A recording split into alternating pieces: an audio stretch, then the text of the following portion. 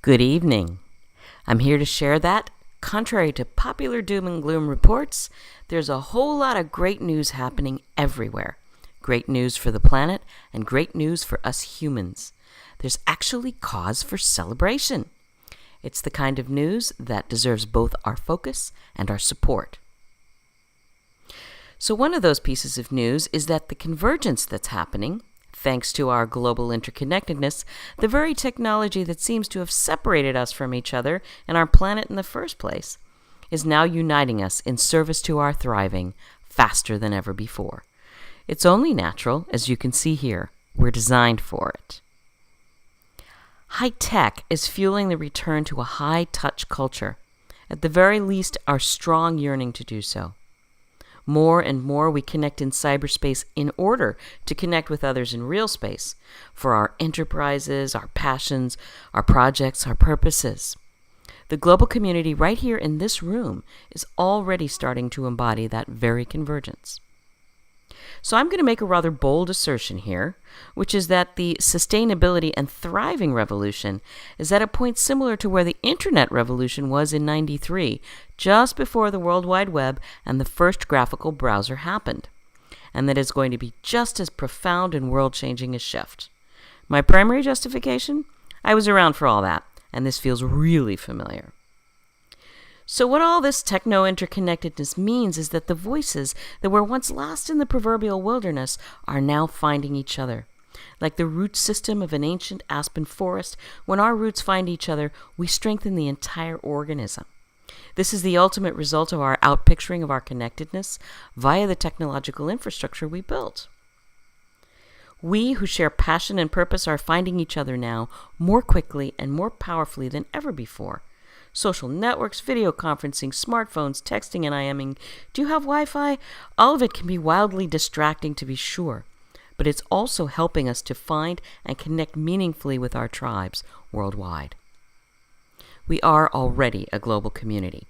So at this point, we're beginning, slowly but gradually, to mature that community. And as the voices in the erstwhile sustainability wilderness unite, their combined songs will fuel the integrated solutions that are now coming forward so beautifully. And everything could accelerate massively, just like it did with the web. So I'm going to shine a quick light on 4 magnificent solutions artists, among many out there, who've laid out the map for a very positive trajectory of abundance and prosperity for us and for the earth, if we choose that path. It's entirely within our grasp today, right now, because people like these have been working it for 20 to 40 years minimum. So we have Bill McDonough and Michael Reynolds on the left. They are architects who've been pushing the green envelope for ages. And we have Mike Melendres and John D. Liu on the right, a tree guy and a cameraman turned global ecologist, respectively. These two are all about healing and transforming the soils. So let's start there with John. You're looking here at the Lush Plateau in rural China, a wildly successful 15-year experiment in permaculture. Starting with an environment that had been destroyed by literally millennia of overfarming and overgrazing, the people lifted themselves from abject poverty into food security, water security, and regional abundance. John witnessed and filmed the transformation in China and Africa and asks this straightforward question in every country he visits, now more than 90. Given what's already possible and doable, why don't we just do it? Thanks to our interconnectedness, he's now working with Australian permaculturalist Geoff Lawton to green the deserts of the Middle East. Now let's move from the land to how we dwell upon it. Imagine a home that heats and cools itself, generates its own power, catches and filters its own water, grows its own food, contains and utilizes its own waste, is made predominantly of recycled materials, and works with the wisdom of the earth to produce all of that. Then imagine this integrated system technology applied to schools, workplaces, community spaces, towns, and cities. And roll your mind on out to how our world might look, sound, smell, and feel if this kind of a system were to be incorporated widely. These flexible systems can be suited to virtually any climate in the world. Perhaps most profound for me is the idea of completely containing waste. All is processed on site using botanical cells in series, leaving no effluent at all, and no smell. And the homes are elegant, first world, comfortable. I know this firsthand. I've stayed in them. They're astonishing. Design is fully adaptable to the local terrain and climate. The creator of all this I've just shown, which is called Earthship Biotecture, is Mike Reynolds. He's a true visionary, superb teacher, and deeply generous soul. His integrated 6-part system creates generative structures. They nurture, nourish, and take care of us rather than the other way around. And here's Michael Melendres.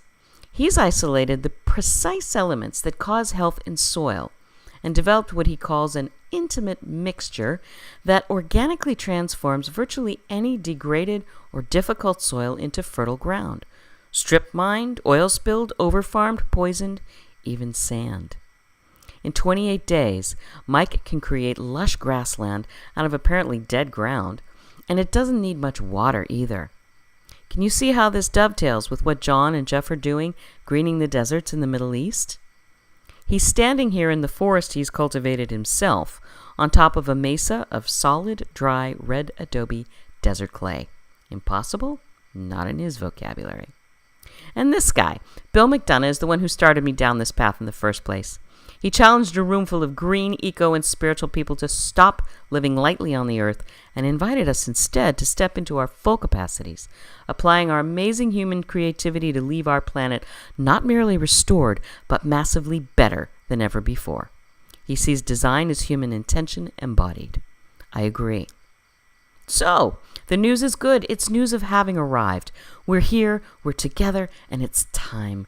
So let's weave these threads and keep connecting the melodies and the roots in such a way that we can actually see and hear and feel the truly glorious future that we are capable of creating together right now. It's time to come home. And I leave you with this beautiful quote about home. May we all be richly blessed, and may we bless each other richly. Thank you.